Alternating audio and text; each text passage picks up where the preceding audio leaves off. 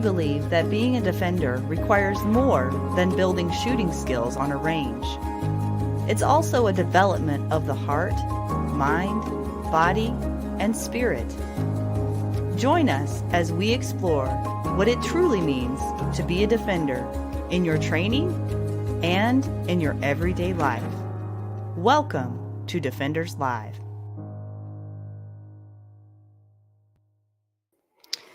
Good evening, everyone. Welcome to Defenders Live. I'm your host, Laura Thorson, and I'm so glad that you're with me tonight. I have a special treat for you. Gabby Franco will be the gal I'll be interviewing tonight, and I will be posting that interview here in just a second. But I just want to thank all of you for watching. If you're new or watching this as a replay, welcome. We're so glad you're here. Go ahead, drop in the comments where you're watching from. We always want to hear from you.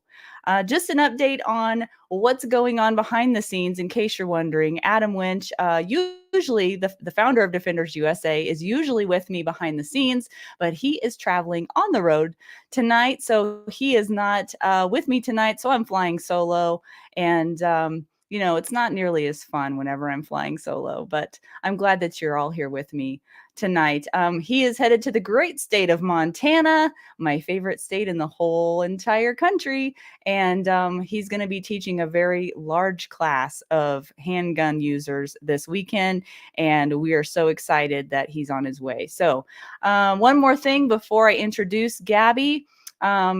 Be sure to stick around to the end of the broadcast because, as usual, I will be letting you know who to expect for next week, but also I've got a little bit of news, I suppose you could say, to share with you towards the end of the broadcast. So be sure to stick around for that. As always, pop in the comments where you're watching from, banter back and forth, whatever it is that you would like to say. I mean, keep it clean, keep it nice. Maybe not clean, but nice. And I will introduce our guest here, Gabby Franco. So Gabby is an Olympian, a mom, an Army wife, a firearms instructor, an author, and an athlete. Wow, that's a lot. She's the first female shooter to represent Venezuela in the Olympics. She's had over 25 years experience in Olympic tactical and practical shooting knowledge, and she uses as a firearms instructor.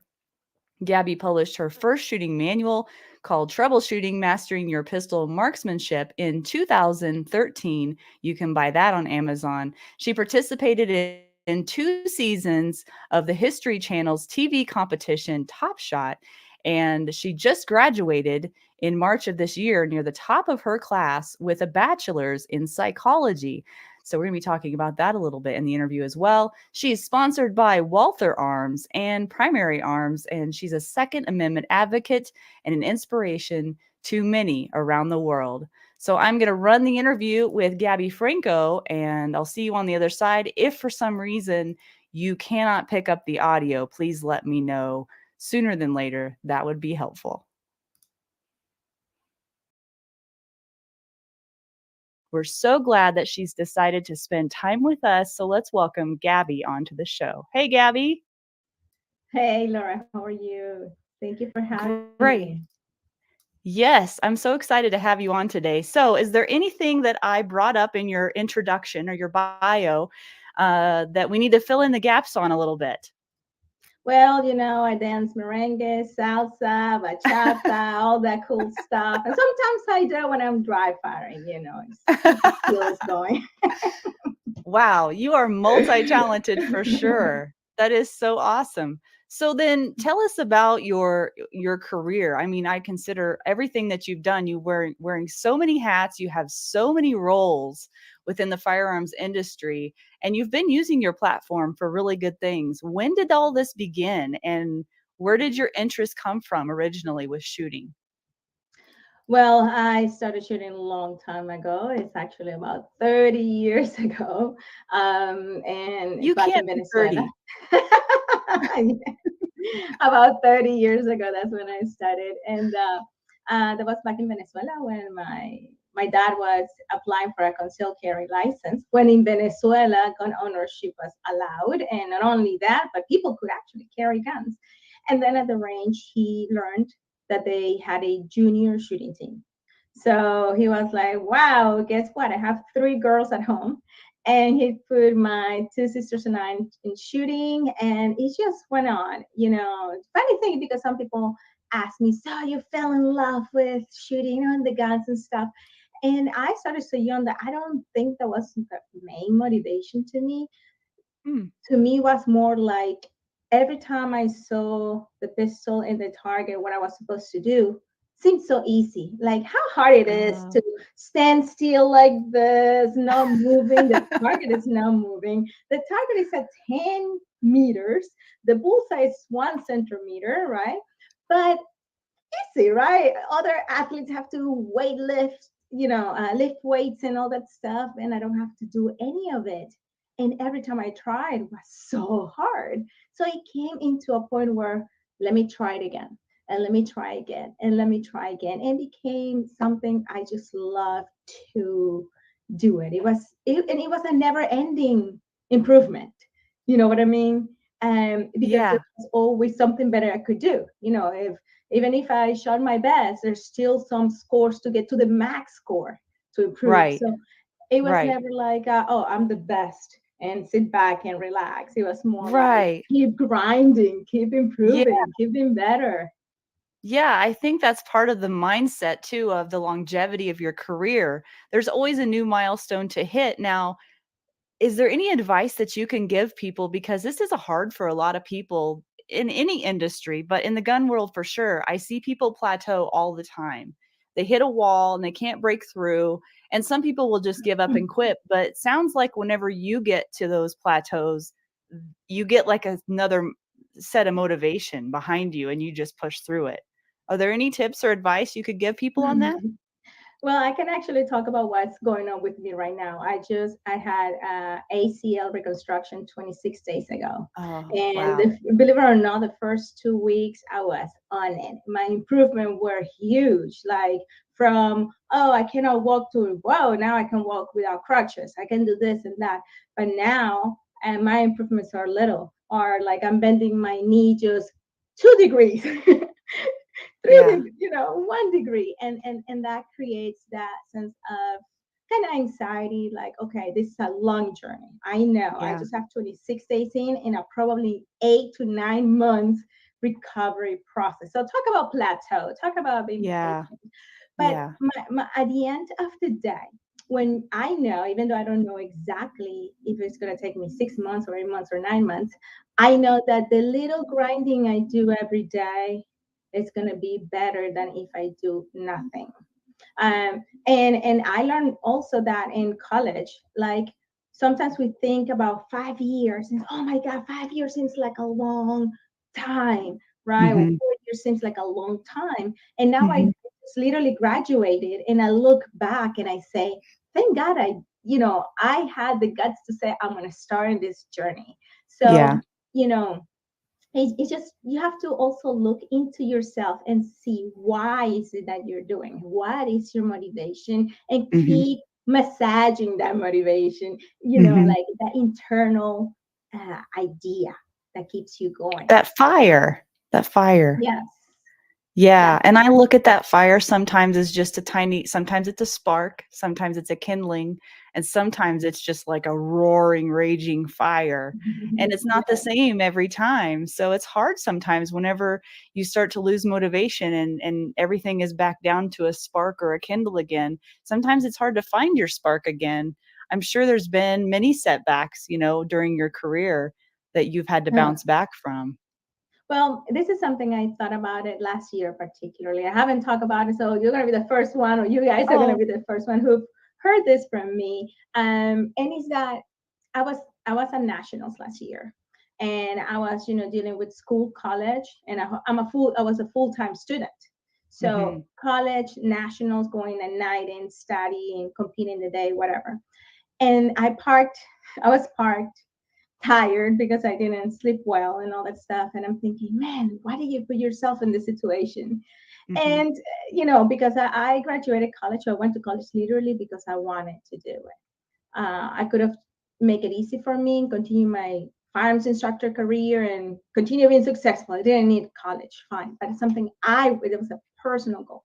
So anyway, I'm in the car thinking this, and I think it was like a flash back of my life. All the times I have made it harder on myself. Like I was, Olympic hope in Venezuela. I was in the top of my career, and I stopped that to come to the United States. So Mm-hmm. that to me was like start all over again. It's like I put all that weight on myself. Then, Mm-hmm. college or so many things that I have gone through in my life. And then I thought about it and I said, you know what? No, I saw it as a slingshot. Okay. Meaning you can walk, normal in your comfort zone, right? Mm-hmm. Or you can step back and prepare yourself so you can slingshot further out. Wow, that's a great analogy. And that's what I figure, because every time I went through those processes that I thought, there were many things in my life that, or decision making, I would call more like calculated risks that I took, Mm-hmm. and that kind of stuff. But there were decisions that I knew were not going to be that I knew were going to be difficult, and yet I did it. For instance, even when I went to Top Shot, I was in the in the worst moments in my life. Oh, I'm really? talking rock bottom. It's something that most people don't know. I was rock bottom, and to Wow. participate on Top Shot, I had to either say no to Top Shot or quit the only stable job I had. A Wow. part time, because had a part time job and I was farm instructor in the afternoon, so I was working like 16 hours a day. So I made a calculated risk and I said, I quit. I didn't know what was Wow. going to happen. And so, it's more that it's just, looking back into everything that you can do to improve yourself, even if it's hard, everything that you can do that in a way or another can improve your life, even if it sets you back, because sometimes you are sitting there and you see life going, people go, oh, such and such is doing so great, such and such is doing phenomenal, and you feel stuck behind, like, oh my god, I'm just grinding here, Mhm. and I feel like I'm not moving. And in reality, it says you're just, moving back slowly, slowly, Getting ready. slowly, ready to go out to the world stronger than ever. So there you Wow, I love go. that, Gabby. That is a great analogy. I love that, and that gets me excited thinking about it too. 'Cause not Yeah. everybody looks at it like that, you know? And so many of us, we tend to compare ourselves to other people. We see others that we want to emulate or be like, but, like, one of the shows I did not that long ago, I did a little monologue at the beginning of it, and one of the most successful times in my life was whenever honestly, I know it maybe sounds cliche, but compare yourself to yourself. Focus on your lane, and you will level up naturally whenever you do that, don't you think? Yes, yes, and to your point that sometimes we don't see that. I have to say, I didn't think about that in that moment, or even before. Yeah, You know what I mean? yeah, But sometimes when we get in that point where we're like, oh my god, like desperation, that's the time. So when you have to breathe and yeah, stop, you have to yeah. stop and say, wait a second. There is a reason why I'm doing this. And yeah, comparing ourselves with others is something that I guess is something we do, is human behavior. It's difficult to say, I am an athlete and I practice this sport. And here's another athlete who is better than me for A, B, or C. And it's almost impossible not to compare that, because Mhm, we are in the same sport and we want to be the best, right? But at the mhm. same time, I think even in competition, that's what makes us better, but we cannot forget our realities. Okay, we Right. cannot forget who we are, in a sense. We don't have to. I guess the biggest mistake is we try to be someone else, not necessarily Right, compare ourselves with someone right. else. It's Yeah, like, I wish I was that person, but you don't know the hardships that person goes through, behind doors.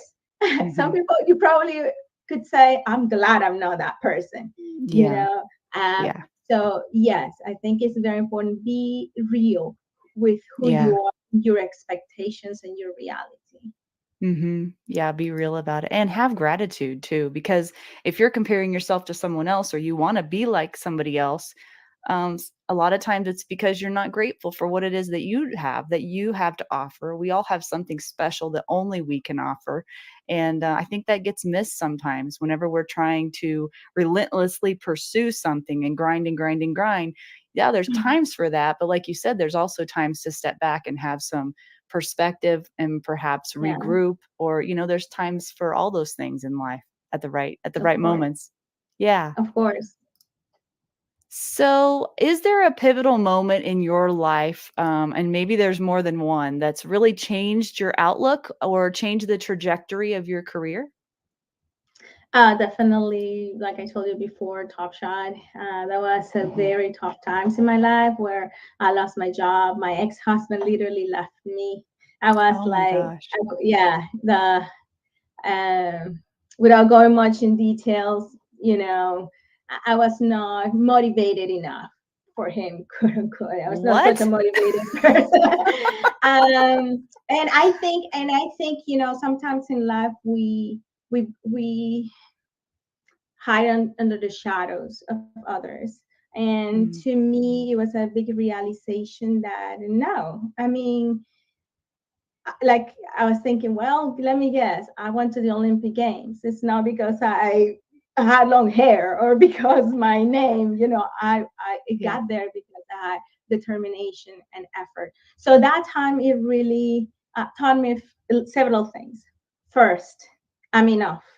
Okay, I was Mm, able to go through that process hard, but being able to say I am enough, nobody can tell me who I am or I am not.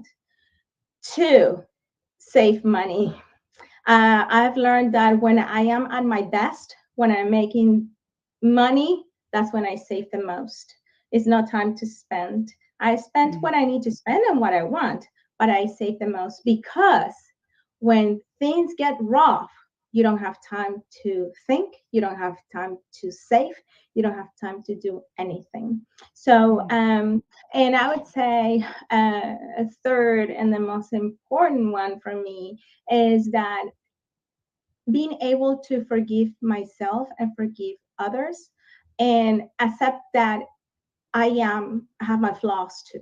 Instead of just saying that person, that person, that person, understanding that I contributed in a way or another mhm, to our disruption in our marriage. And that made me grow, and now being in a relationship that is more fulfilling, and I think it will be forever. But moreover, I would say that all the realization didn't come just out of the blue. Also came from my learning, what I learned as an Olympic athlete, as an Olympic shooting athlete, because many of the things when I was in that moment in my life, I always referred to what the shooter Gabby would do. And mm, for instance, in Olympic shooting, we shoot one shot at a time, and we don't worry about the last shot or the future, the next shot. We will only focus on the present, on that in mm, the process. And so mhm, I always focus on I don't care about the past. I don't care about that person. I don't know how the future is going to look. It looks very dark to me, very foggy, but I'm not going to worry about it. I'm going to worry about today. What can I do today to get out of the mm. situation? So, Yeah. it was definitely a whole combination of things. That's crazy because what you just said shoot relates to shooting and it relates to life. Yeah. They're Yeah. parallel tracks, don't you believe? I really Yes. believe that. I just read the Lanny Basham's book with Winning in Mind. I don't know Yeah. if you've ever heard of that book, but and I Yes. noticed too that you said you just graduated with a psychology degree. So I think Yeah. this is interesting because there's a lot of psychology in that book, and it talks about subconscious competence and conscious Yeah. competence and self-image and how those three things need to be balanced in a good Yeah. performer, in a good performance.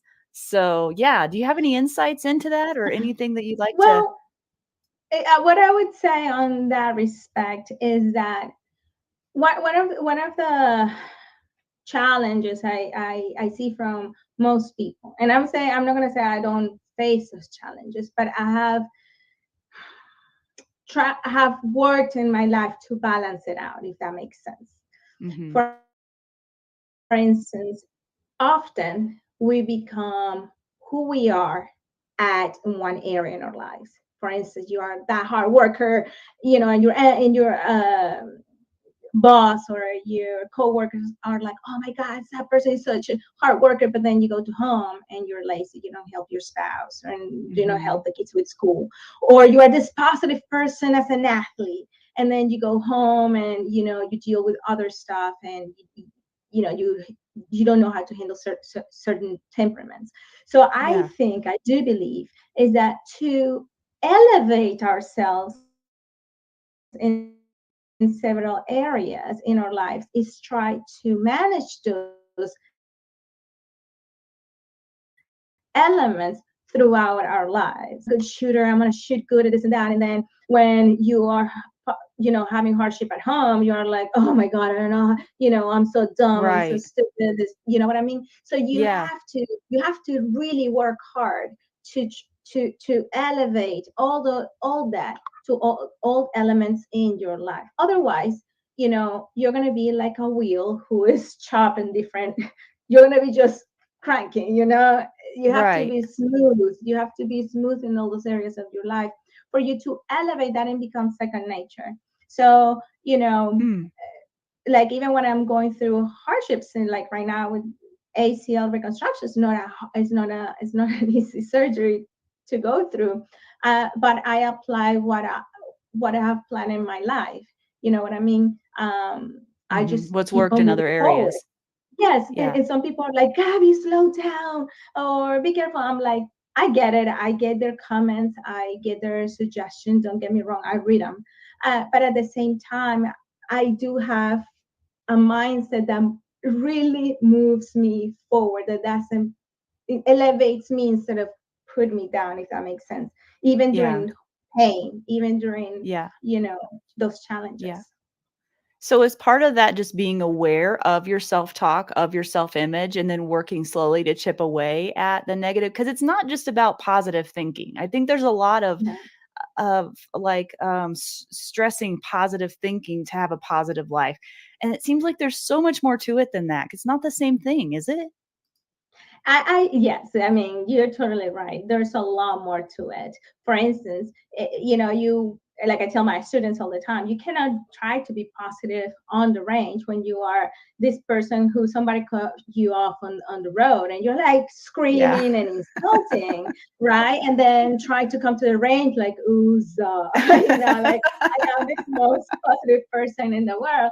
No, it doesn't Yeah. work like that. Your Right. mind and you subconsciously know who you are more than anybody. You can fool everybody in one Right. area of your life, but you know who you are. So you need Right. to slowly but surely change that outlook for yourself, not for others, Mhm. but for Mhm. yourself.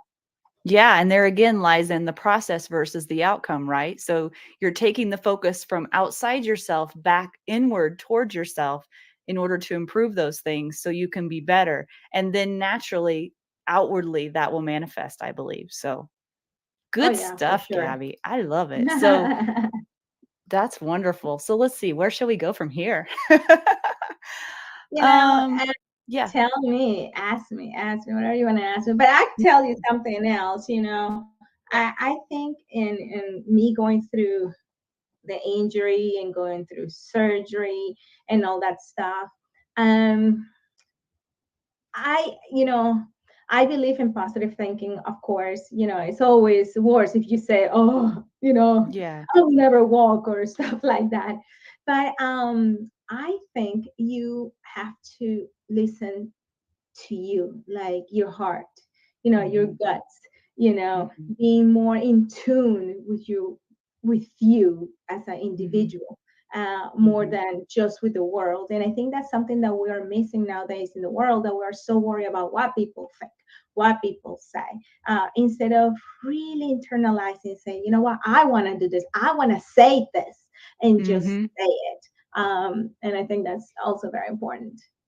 Well, that's a good segue into your advocacy for the Second Amendment. So tell us about that because you're not afraid to speak on what you believe, especially regarding the Second Amendment. And so tell us about how you've used your platform and your career to help be an advocate for the Second Amendment.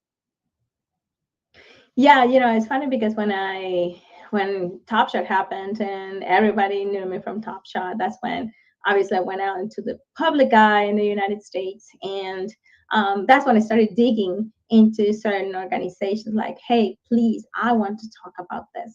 And before Mhm. that, nobody knew. I couldn't, I talked about within my friends and everything, but I couldn't express myself in a larger audience, for a larger audience. And finally I had the opportunity, these opportunities started to open up, and I was like, okay, everybody, put on Watch out. put on your seatbelt because I'm coming. you know and and it has been one of those experiences where it's hard, it's often difficult to talk about it, because the other side, they talk generally with a very emotional and a Mhm. very, guns Pull at the kill people, and heartstrings. Yeah. right. And Mhm. then you realize that, man, it's hard to battle with that when they just tackle emotions. And most society is driven by emotions. More of people Mhm. in general, decisions are made by their emotions, how they feel, what they hate. Nobody is Mhm. more wiser economically, but if they hate this guy, I'm just gonna disregard that guy, even though it could be the Mhm. best option economically. And so Mhm. forth. And the same thing happens with the Second Amendment. So I have been very vocal. I'm actually going to be the keynote speaker next week in for the Oh. DC project. Yeah, an event in Oh, Hillsdale University, which I'm very excited to that's visit. great. And just happened to be in Michigan, which just had passed a uh, gun ban for quote unquote assault weapons. Oh, Uh, yeah. yeah, and so Buzzword.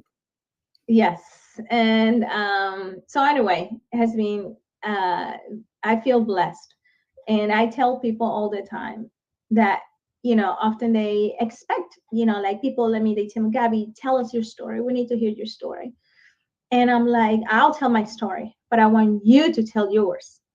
Okay, Mm. because not because I came from Venezuela and there was hardship and all this stuff coming we've gone through, and there's more value than telling the good positive story of my dad used farms and we hunt together.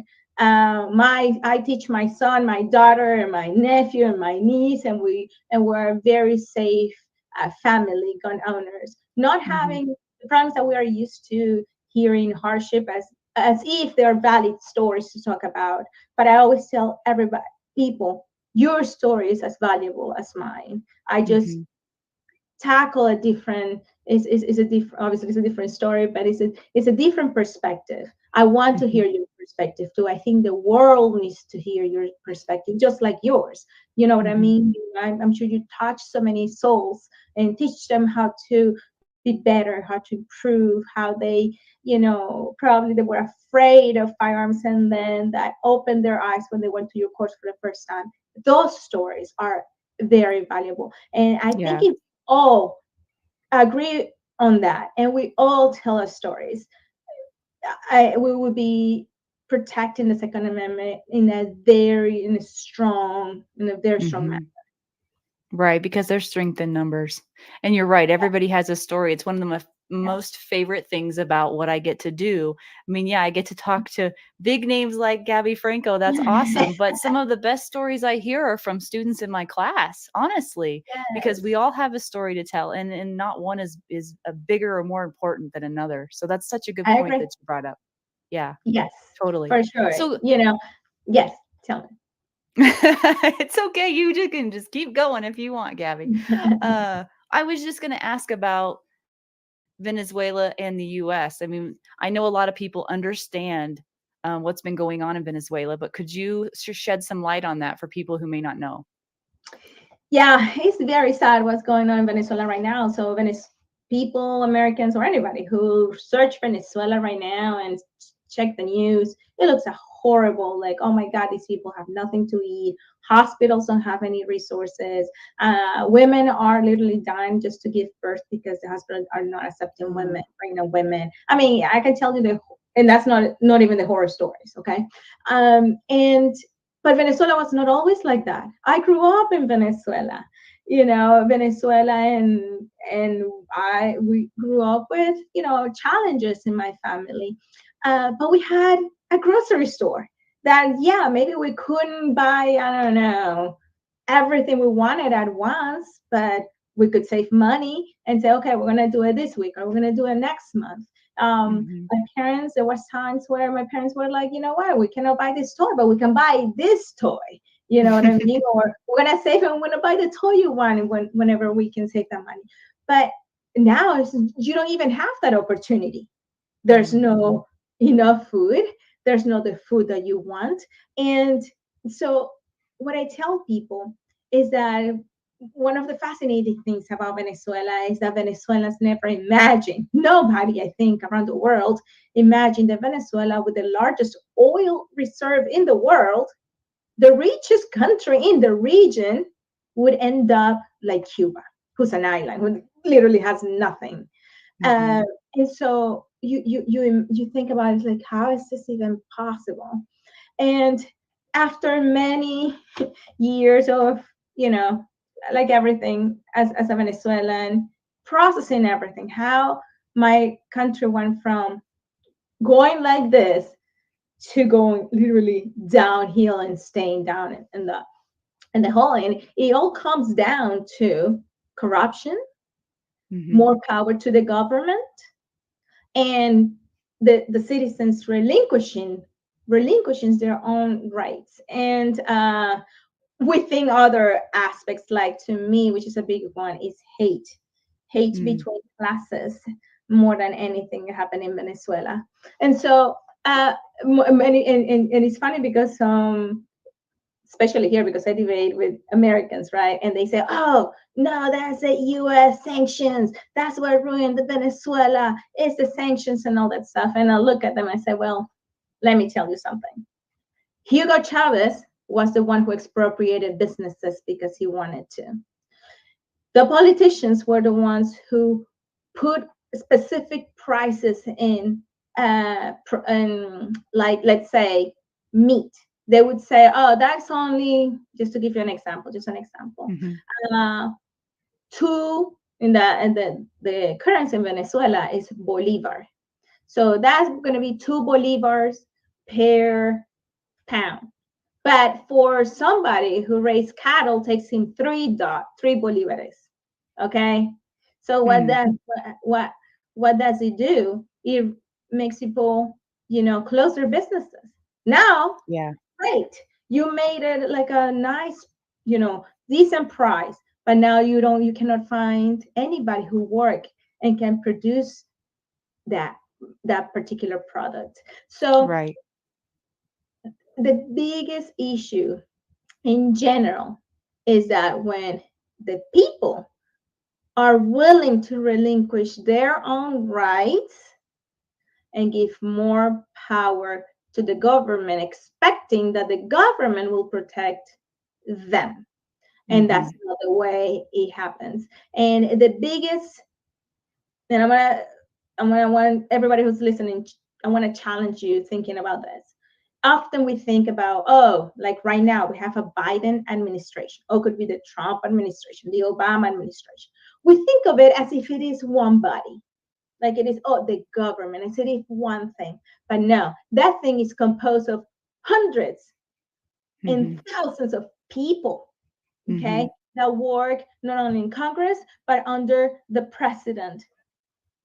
And so it's not just the government, it's just humans who, with so much power, many may be good, but many others become corrupt. So the Mhm.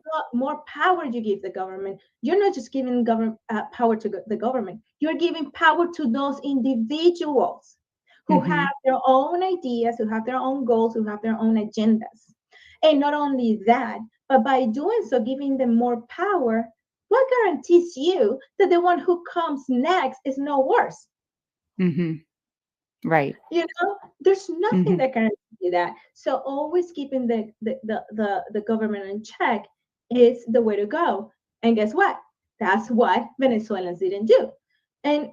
And lastly, when it comes to hate, because people those who follow Hugo Chavez, they hated so much the other side, the opposition, like they Mhm. hated so much that they will literally, that's something that we say, they will take their eye out Mhm. before anybody from the other side got in power. And guess what? The country got worse and worse and worse. Nobody, and I'm not talking about um, uh, I'm talking about also intellectuals. I'm talking about Mhm. educated people who kept Mhm. bullying and defending Hugo Chavez. Mhm. I think nowadays, oh no, it's because they were uneducated. Oh no, you better not. You see? And so once hate, that's what I tell people. No, I don't care which side of the aisle you are.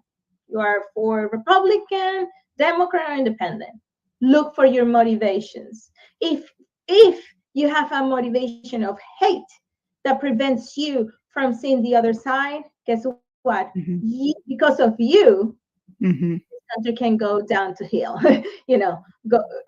And so that to me is a big driver at the electoral level. Yeah, we're perpetuating a problem to become worse whenever we're allowed or manipulated to be divisive towards the other side. And so by just digging our heels in on one side of or the other, not being able to have a conversation Right. and closing the line of communication, we're actually doing ourselves a huge disservice, because that's Yeah. not what the country was founded on. And it's not the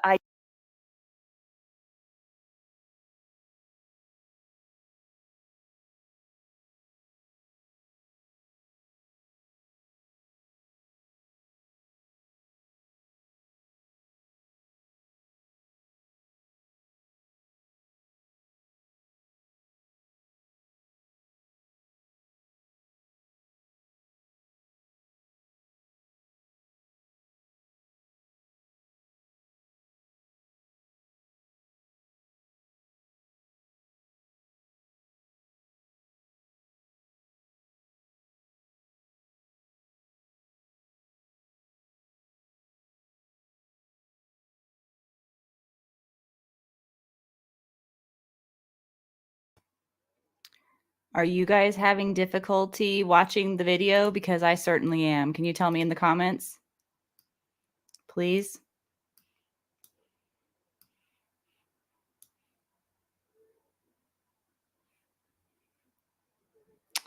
Oh, that's great. All right. Let me reboot it real quick. See what kind of magic I can do here.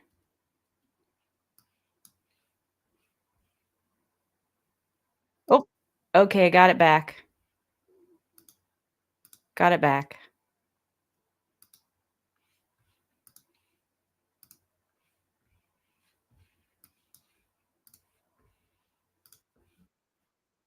Goes down like, oh my God, everything is going bad. Guess who are gonna leave first? That 1% that you call that Mm, 110%. Who do you think they're gonna take taxes from?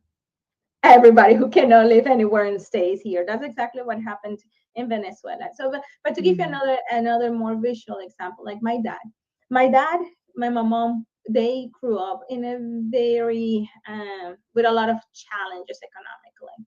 My mom was a teacher, and my dad was a mechanic. And he ended up he wanted to get his own shop, so he worked and he literally built. I'm talking about in Venezuela, it's not like here that you have to have a construction builder and stuff. In Venezuela, and back in that time, late 1970s, he actually put blocks to create his shop. Okay. mhm, He built his shop. And for 5 years, they lived under my mom's salary as a teacher's salary. Long story short, years later, the factory is growing, and my dad finally was able to get buy an USB, a truck, and they're driving, and here comes a guy in a motorcycle, spat on my dad's car, and it wasn't like a more like a like saying, "Oh, you have more than me, I Oh, hate you," or something like that, right? yeah, yeah. And with because it was not only this patting, it was just like facial expression, it was all that stuff. Mhm, That guy didn't know what my dad did. That mhm, person didn't know what my dad had to go through to get where he was, and mhm. we're not rich at all. I mean, having your own business, as you know, has its own struggles. It's no walk in the park, no.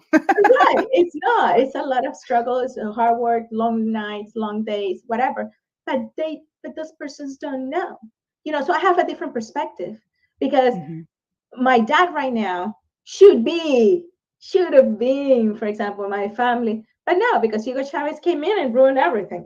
So everything went downhill with the whole country. So it is very interesting how, people see things as if they are like final. That person Yeah, is rich and I'm poor means that I will never be good. No, we yeah, are in the United States. This is the country to be. And if you're yeah. not doing your best, if you're not pursuing your dream, I mean, that's on you. That's on you. Yeah, that's what I was gonna say. That's right. Totally right, Gabby, you're preaching to the choir. So there's a quote, and I don't know if this somehow ties in with your dad or not, but the quote that I saw said, "You don't get mad or frustrated by something you have done nothing about. Get back to work." It was on an article I saw online. Do you recall that quote, and where does that come from? Well, you know, and that comes from, like I told you earlier, when we get frustrated that we didn't do certain things, or like I got happy when after 4 years I was able to, get my degree. 4 years of Mhm, hard work. But mhm, for instance, you cannot be mad if you didn't get the I don't know, your boss didn't give you a raise if you're not the hardest worker in the mhm, company.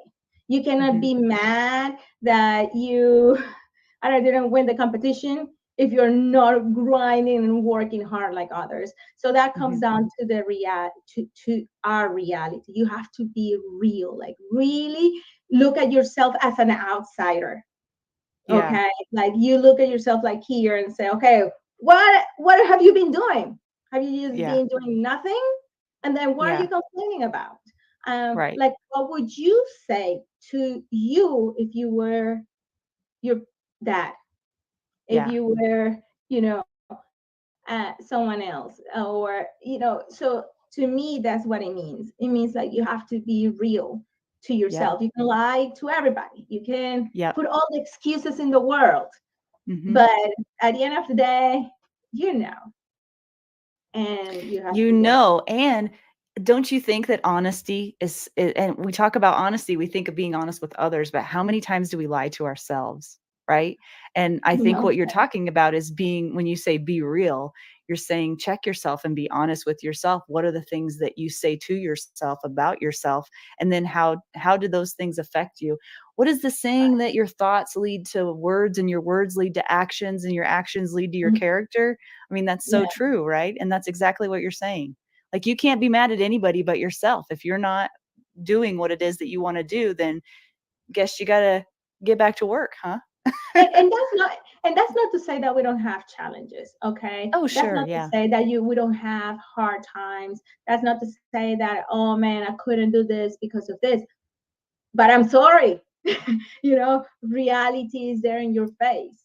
Yeah. Okay, life, the day the sun goes up and down the Mhm. sky, it doesn't say, oh, I'm sorry, I'm sorry for you, you couldn't finish. No, the day goes on, life goes on, and reality is right there, even though many people will argue what reality is.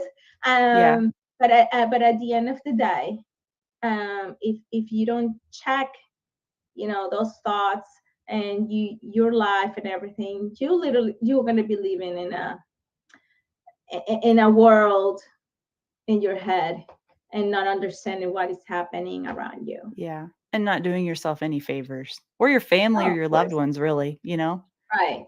Right. Yeah. Well, And Gabby, again, yeah. I was gonna say that that all goes down to shooting. Like I see so many Yeah, it shooters all getting relates. so discouraged when they go to matches. Oh, I was last, shot last. I'm like, okay, but first of all, what are you comparing to whom, and how you compare the training of that person to you? So yeah, it's just all ties together to the same thing. Well, I'm a little bit curious, and I don't know if you can describe it or not. I know we're getting towards the end of the interview here, but is there a mental process perhaps or something you do in preparation when you're shooting or getting ready for a competition that works really well for you? Because that's something else I read in that book and how important that is to prepare your mind and your body for competition and to perform at your best. Do you have any advice or any insights you could give us into that? Yes, of course. Meditation. I think is Really? one of the, yeah. I think is unfortunately most people don't even think or don't even know the much value of it. Through my studies in psychology, college, it was funny because I went through different mental illnesses, study about mental illnesses, and then drugs that go with it and all that stuff. And then you realize all these drugs, they create, yeah, tackles one aspect of the mental illness, but also makes things, complicate things that require more medication because there's side Right. effects and all that stuff. But it Yeah. turns out that, for instance, meditation, and they did brain scans for people who meditate, athlete in, I mean, brain scans for people who meditate, also athletes and people who doesn't do either. Okay, doesn't do anything. They are like, they don't work out They or just meditate. show up. Right. And the studies show that people who meditate and also those who work out, their brain structure changed. They have more gray matter. Hmm. And obviously many of meditating, because several mental illness like depression and other stuff affect how your brain works, but meditation seems to be one element that is very helpful. And meditation in competition, before competition, it helps me stay focused. It's almost like keeps me on the zone. It Mm. keeps me real Mhm. in that situation too. Yeah. Wow, that's really powerful. So, Yeah. and this might seem like an elementary question, but the definition technically of meditation, what is that? Quieting your mind? How do you do that? Do you pay attention to your breathing, or is it different for everybody? Right, right. Well, there are different type of meditations. Okay, so there are different denomination of how people meditate. The meditation I really like guided meditations, Oh. where yes, you do. I listened to an audio, and so they guide you to work on your breathing technique, right? Working in and out, relaxing your muscles, being aware of your body. But then I like it because I talk about the things I want. I visualize what I want to see. I visualize Mm. what I want to happen. And Hmm. once you visualize what you want to happen, your body follows it. For instance, if I want to turn right and I think I want to Yeah, turn right, guess what my body's going to do? It's going to go get that ready way, to do right? that. Yeah. Get it through that. So my body, if I believe this is what I want to do, I want to walk, I want to run, I want to do this, my body will follow. And so, but so that's the part of meditation I really like. It works for relaxation, and like I said, there are different type of meditations. Yeah. This is just one I do and has worked for me, and I like it. And you said that you visualize then. Do you Yes. also have some sort of a, I guess, do you try to feel like I say visually feel because I don't know how else to say it, but when you've done something over and over and over and over, you know what it feels like to do it perfectly. Do you Right. visually feel what that's going to feel like while you're doing it as well? Is that a thing? Yes. Okay. Yes, it is. It is a thing. It is a thing. I would have to say that it's not an easy thing to do. I still struggle, especially now. I need to get back in the grind because I've been off competition for so long. But to the point that not only in a USPSA, that's what I shoot. Not only saying, oh, I need to shoot this target, I need to do this mag change here. No, it's like imagining I'm doing everything at a time. And not only Yeah. that, for instance, I know which target is which. So I know Mm, if there's a no shoot, I know if the target is flipped. I mean, it's the paying attention. So that would be the ideal where mm, I can play it in my head, right? mhm. In a way that in how I want to do it, how I Yeah. want my hands gripping the gun. I mean, that will be Yeah. Yeah. the ideal having that internal visualization and also like feeling of Yeah. things as happening in your mind. That would be the Yeah. ideal. Cool. I may be onto something then, 'cause I've tried to explain that before, and that's the only way that I know how to explain it. I don't have words for it, so I Yeah. wondered if you did. No, I would call it just, it's just visualization. But Yeah. people talk about visualization, a different type of visualization. I prefer first person instead of, Oh, instead of the second or third person, which is like you being an watching yourself. spectator watching Yeah. yourself. No, first person visualization is ideal, and it's something that have been used. I used it as an Olympic shooter all the time. In fact, I had to visualize before each shot. 40 Oh, yeah. 40 rounds in air pistol. I have to visualize every single time before I raise my gun because I was Wow. working for that particular shot. Mhm. Wow. That is so cool. I just thank you so much for your time. You've been so much Ah, fun. I knew oh, this was thank gonna be a you. fun interview, but, when you've never met someone before, you don't really know what to expect. But when I Right. saw you on John's show, I could just tell you're just such a breath of fresh air, your heart Thank shows you. through in everything you do, and, I can really tell that you have a heart for helping people, for wanting to make the world better, for spreading, good messages, positive messages to women and others about things that are going on, and, you're using your platform for good, and that's what I Hey, love. at the end of the day, we're in this together. Okay. If we're not That's right. trying to make it things better is at the same time making better for me and for my family, for my community, for my country. So Yeah. that's what we need to strive on doing. And I have a ticker here to show all of Gabby's social media. Gabby, chime in if Thank any you. of that is incorrect, but I'm pretty Uh, sure it is. And then at the end, it tells you what the name of her book is, Troubleshooting Mastering Your Pistol Marksmanship, Volume 1, which you can get on Amazon. So there's the little ticker for that. So I'll let that run for just a little bit here as we wrap up. Do you have any parting thoughts for the audience, Gabby, before we wrap up today? well, no, I'm saying, be continue doing what you're doing, be a responsible gun owner, keep practicing, try to always be your best at everything you do. It's not easy, but trust me, it will pay off.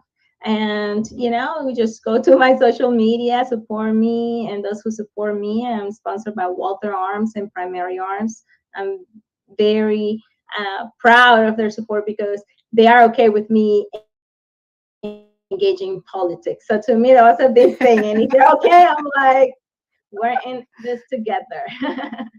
Amen. That's right. I don't know if I forgot to put that in the bio when I introduced you or not. But anyway, I'm glad you brought that up because that's Yes, important. We want to support definitely. those that support us and that are helping us Yes. along the way. Yeah, for Yeah, sure. it has been great. I mean, right quick, I have sponsors who or people who have approached me and they would say, like, oh well, we want you. I mean, big companies, and it'll be like, well, but oh, we don't want to be engaged in politics or talking too much about this. I'm like, Yeah. nope. And that's why I have talked with Daphne. Well, I love their products, Walker Arms. Do you know that my pistol, I competed at the Olympic Games with a Walther pistol? Really? And yes, That's and awesome. sure enough, 19, 20 years later, I mean, if you asked me that when I was a teenager, 19, I would have died if I knew Yeah. 20 years Oh, later yeah. Walter Arms would have sponsored me. And Primary Arms have been great supporters, obviously, of the Second Amendment and everything I do. So I appreciate them very much. That is so great. Well, partnering with the right people is really important. I've just Yes. started that, not as a competition shooter, but with the show and everything, we're being very careful about the people that we're partnering with too. So Yes, really good. Really good. Okay. definitely. Well, thank you, Gabby, for your time. I hope that maybe someday our paths might cross, we might meet again, but your wisdom Yeah. and your insight today has just been remarkable. And I know you're an inspiration to so many people out there. I know you're an inspiration to me for sure. And I just value your time and your insight.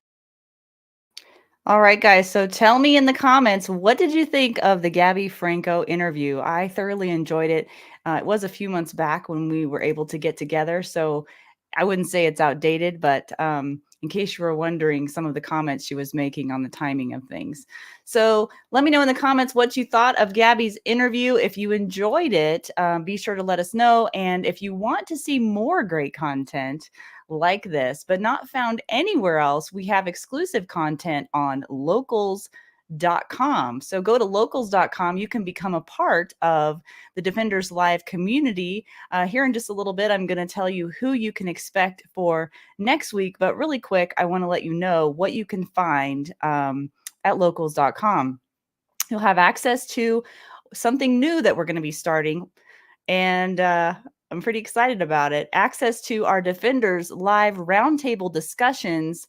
We're going to get pretty real there and pretty raw. So that's going to be a great place to go for that. And speaking of real and raw, Adam Winch has coaxed me, or maybe pulled me begging and screaming and digging my heels in the sand. But he'll be interviewing me on the Locals channel as well. And so that will only be for the Defenders Live community there on locals.com. He'll be interviewing me, and I'll be sharing some of my story and probably some vulnerable moments that I might not be excited to share. I don't know, but really the point of it is really to share that and in hopes that I can help others. And so that will be up shortly as well. So be looking for that. And then there are also some other perks, such as discounts to training of virtual coaching and merchandise that'll be coming down the trail on that. So go to locals.com, search up Defenders Live if you're interested in a new watering hole for Defenders Live members, completely uncensored. We'll be able to say what we want, and you'll hear more about that later. So we're so excited about that. I hope to see you over there. Next week, August 16th, be looking for Steve Moses. Steve Moses has been a defensive firearms and tactics instructor for nearly 30 years. And he provides customer support and content for the Firearms Trainers Association, which I'm a part of, and he does content for CCW Safe. So he has an extensive background in martial arts. He's also a range master, master firearms instructor, and Texas Department of Public Safety Level 4 personal protection instructor. He holds certifications in so many things. I'm not even going to mention them all right this second. I'll do that whenever we introduce him next week. But he has a lot of information to share with us next week. I have not met him yet, but I'm looking forward to it. I've heard great things about Steve, so I'm looking forward to that interview. So join us next week live at 7 p.m. Mountain Time. Again, same time, same place. I hope you have a great week. Until then, take care.